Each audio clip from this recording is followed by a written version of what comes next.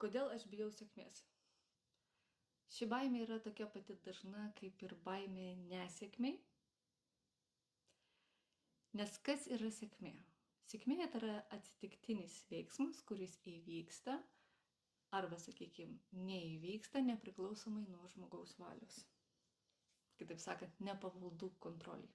Tai kai bijome sėkmės, mes bijome teigiamo atsitiktinio veiksmo, kurio negalime kontroliuoti. Tai yra vienas iš dažniausių prieštaravimų, su kuriais aš susiduriu kaip specialistė, kai man žmonės atsakinėja, kodėlgi nenori, sakykime, pokyčio.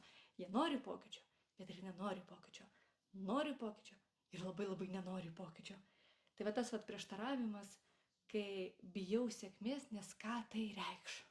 Kas jei iš tikrųjų tas teigiamas rezultatas ateis nepriklausomai nuo mano kontrolės? O gal aš bijau iš tikrųjų, kad santykiai nutrūks, į kuriuos laikausi taip įsikabinus?